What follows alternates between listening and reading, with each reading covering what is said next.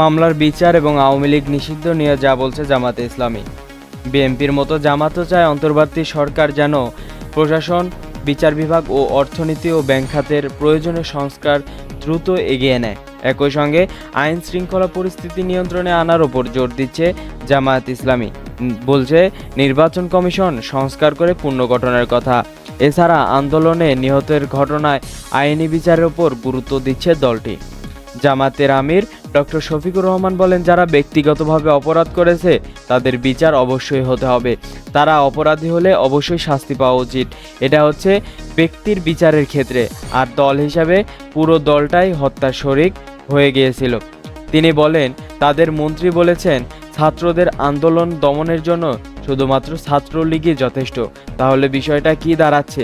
একটা দল পুরো দায়িত্ব নিয়ে নিল সন্ত্রাস করার, এবং সেটি হলো অনেক প্রাণ ঝরে গেল।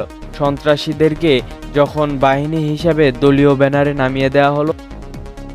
বিশ্বের বহু দেশে এমন নজির আছে যে এমন গণহত্যা যারা করে তাদের আর দেশে রাজনীতি করার অধিকার থাকে না।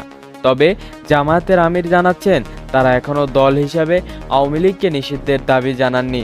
এ বিষয়ে দলে কোনো সিদ্ধান্ত হয়নি এমন বলে নিশ্চিত করেছেন বাংলাদেশ জামায়াত ইসলামের আমির ডক্টর শফিকুর রহমান।